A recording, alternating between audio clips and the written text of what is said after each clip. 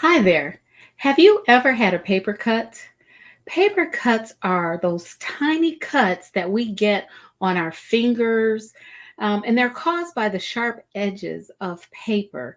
Sometimes we get them when we open an envelope because the edge of the paper is very sharp and it causes a very painful cut in our skin. Well, if you've had a paper cut, you know that paper cuts can make your life miserable. That is, unless you use the right strategy to care for the cut. If you're using the right strategy to care for the cut, it will save you a great deal of pain and suffering. And so it is with stress. The right strategy will lower stress levels and help you to avoid burnout. Today on Stress Talk Live, I'm going to talk about the right strategy that mature women can use to lower stress and avoid burnout. And I'm going to get to it in just a moment.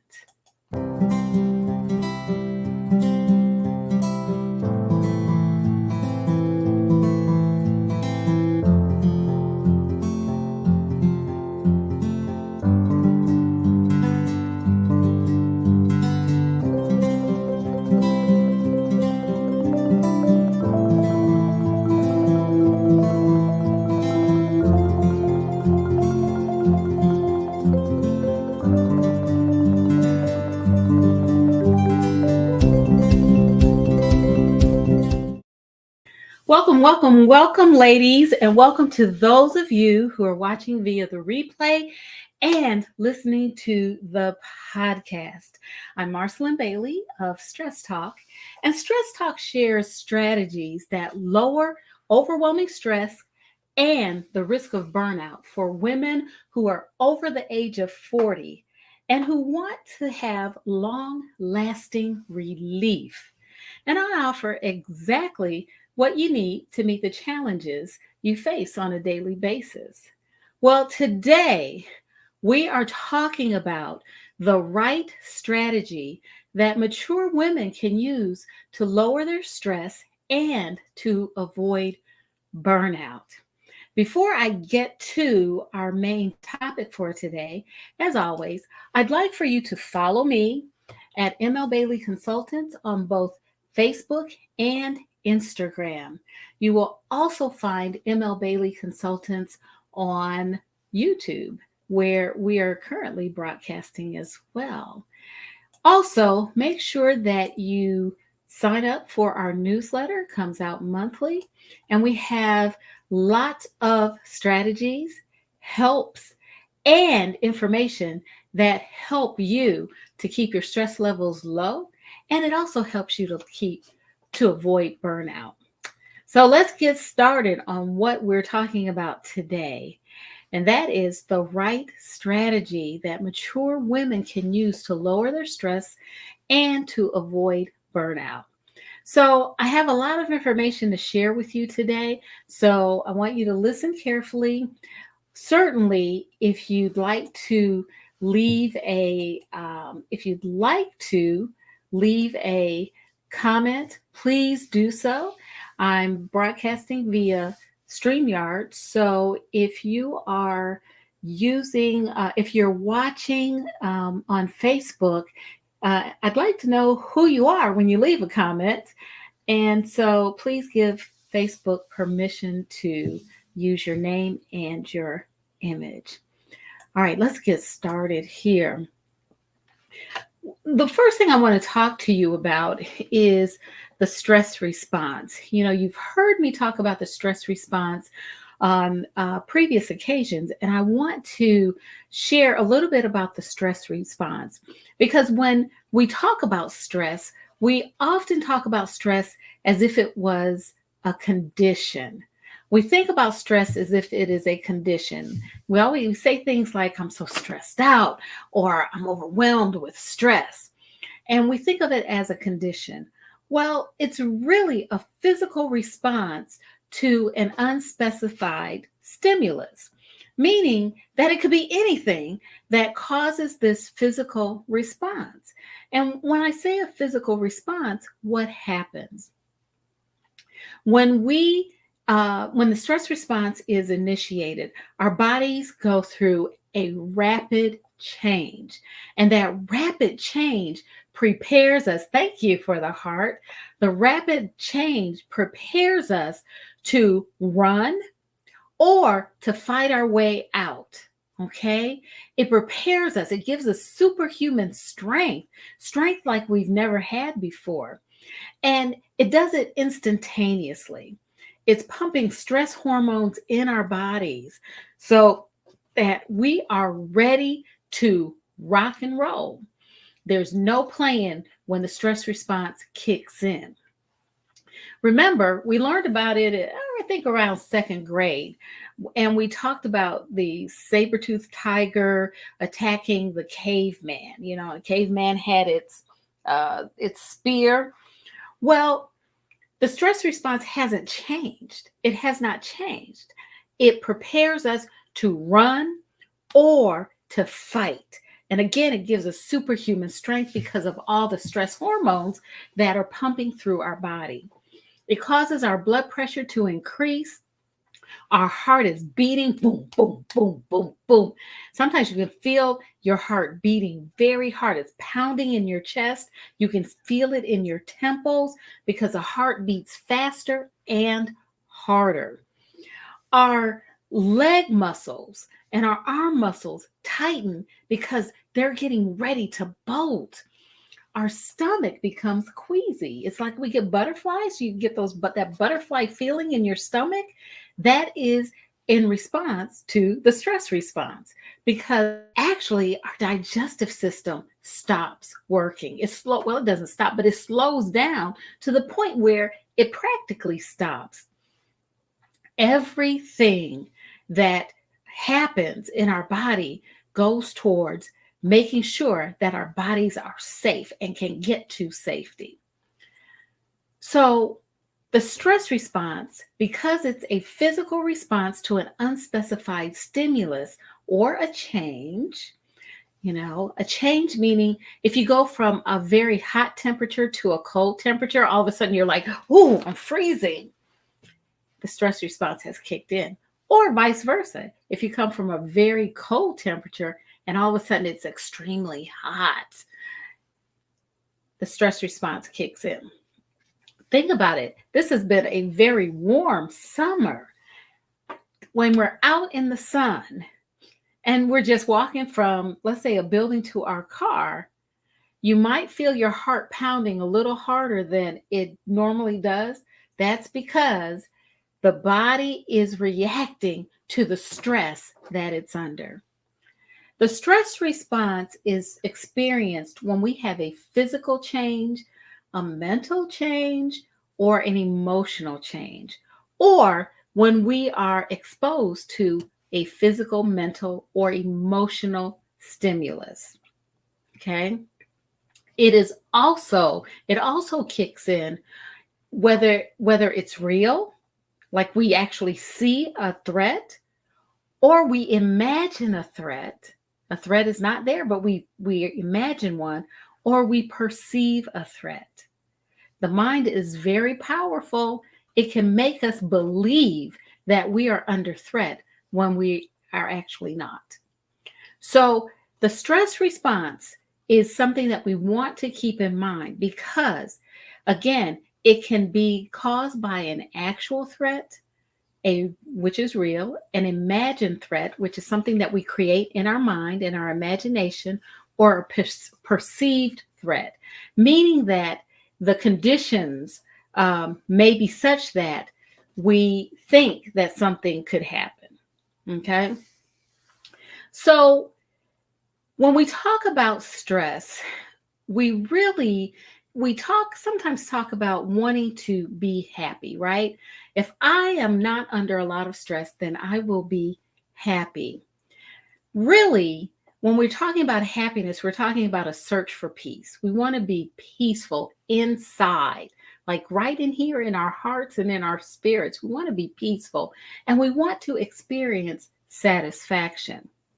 Well, there's a difference between the search for peace, happiness, and satisfaction when we consider the Western culture and the Eastern culture.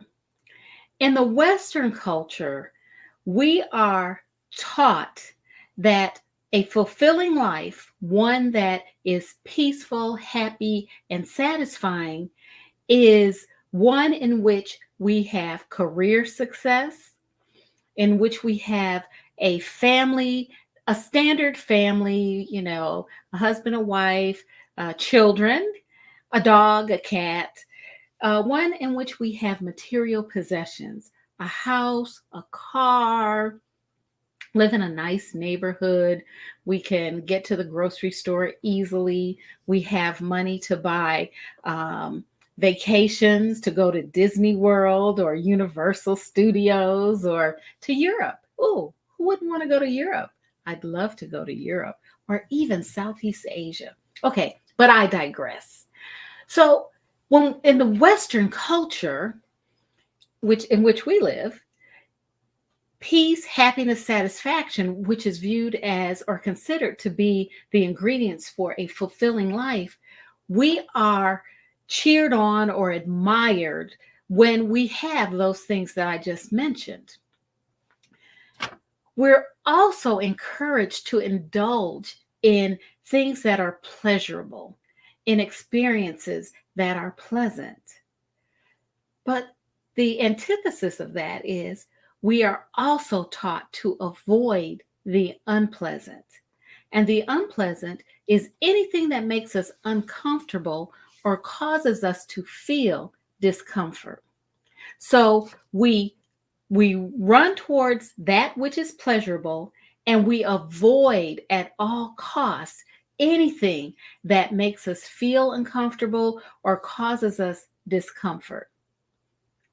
Well, in the Eastern culture, there's a difference. There's a difference, especially when we're talking about mindfulness and a mindful life. Peace is within. And the Buddha taught that the absence of peace was pain and suffering. The absence of peace was pain and suffering.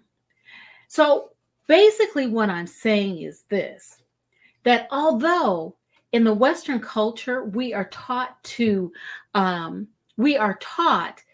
possess things, to gather things, to hold on to things, and that becomes our view of peace, happiness, and pleasure, satisfaction, and we consider that a fulfilling life. The thing about that is that if that is the focus of our lives, when we lose those things, what do we have? What is there? And we hear this so often, that if people lose their jobs or lose the material possessions that they have, or they lose their career, or they've lost their position or their power, they struggle because that became their identity. That's who they saw themselves, and that's who they wanted everyone else to see as themselves. And when we hold on to those things and we make those things who we are missing an opportunity. And I do say an opportunity to experience what creates true peace, true happiness, and true satisfaction. This is very key in what I teach when I talk about living a mindful life. We want to experience life in a way that we can have those things, we can enjoy those things, but they do not become who we are. We have an inner peace that is stable and strong, that no matter what goes on around us, the whirlwind, there's a peace within us. Okay? Okay. So let's move on. So, another thing that I want to share with you is that what happens when unpleasant things cannot be avoided? Because we can't control what goes on outside of us. We can only control what is inside of us. So, what happens when unpleasant things can't be avoided? Well, number one, we perceive a threat. We perceive that there's a threat to those things that we hold dear, whether it's the material possessions that we have, our career, our job, our family, our children, the institutions that we hold dear, right? So we perceive a threat. When we perceive a threat, the stress response kicks in. And remember, the stress response is that thing that protects us. It gives us superhuman strength and it makes us ready to run or to fight. Then we also have automatic negative thoughts. Those are thoughts that tell us, oh, I'm going to lose everything. Oh, this is awful. Oh, what are they going to think of me? Oh, they're going to think I'm a failure. I think I'm a failure. Oh, oh, oh, all of these negative thoughts. And when we have automatic negative thoughts, we have emotions attached to those. And if the thoughts are negative, our emotions are going to be negative too. If I think I'm a failure, I'm going to feel sad. I'm going to feel angry. I'm going to feel disappointed. I'm going to feel discouraged. So negative thoughts will lead to negative emotions. Then not only will we have negative thoughts, they're going to be ruminating, meaning we're going to think those negative thoughts constantly, which will in turn create more intense emotions. So we perceive a threat that causes negative thoughts. Those negative thoughts cause negative emotions, and that creates pain and suffering. All of a sudden, we are suffering. Now, Charles Francis, who is the author of Mindfulness Made Simple, wrote the following. He wrote that unmindful thoughts, speech, and actions create pain and suffering.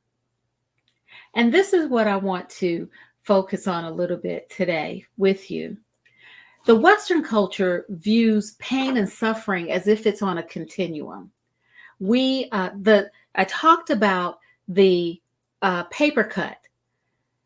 The paper cut, we think of paper cuts as very minor things, but they cause us a lot of pain. I've had paper cuts. I've had hangnails, and they hurt, especially if I'm picking with them or I bump them. They hurt a lot. If I wash my hands, use soap, it burns. The paper cut burns. So I'm in pain, and the Western culture says, I am suffering. Again, the Buddha viewed suffering as the absence of peace. When we are living mindfully, we want to consider suffering as an ongoing mental, physical, or emotional pain. So, in essence, there's no degree of suffering. My suffering may not be the same as yours, but I am still suffering if I'm in ongoing mental, physical, or emotional pain. And a hangnail that's painful and inflamed, or a paper cut that's painful and inflamed, can cause me to feel intense pain, ongoing pain, and therefore I am suffering. Now, granted, again, this is not using comparisons. This is not using a continuum. It's just ongoing pain is suffering. So a paper cut or a hangnail may be small and painful, and it's not considered suffering in a Western culture, but it does cause us to lose our peace within. An inconsiderate driver who cuts us off is not considered suffering in the Western culture, but an inconsiderate driver who cuts us off does cause us to lose our inward peace. A difficult boss is not considered a suffering. When we have a difficult boss, it's not considered suffering in Western culture, but it does cause us to lose our inward peace. So the absence of peace, where there is absence of peace, there is suffering. And again, there are no degrees of suffering and no continuum in which to measure suffering when we're talking about mindfulness, practicing mindfulness, or mindful living. Okay. So you might say, okay, Marcy, so what is this strategy that you're talking about? Okay, there's a few steps to this strategy. Number one, we want to recognize first the occasions in which we are living without peace. What are those occasions or those events that cause us to lose our inward, the inside peace? That's number one. Number two, we want to acknowledge the influences that contribute to the loss of peace. What on the outside contributes to that? Remember, we can't control what goes on the outside of us, but what causes us, what on the outside causes us to lose our peace, our inward peace? Then the third thing is admit how our reaction to those outside influences contribute to the loss of peace. Because the way we react and respond to situations outside of our control can affect the peacefulness that we feel on the inside.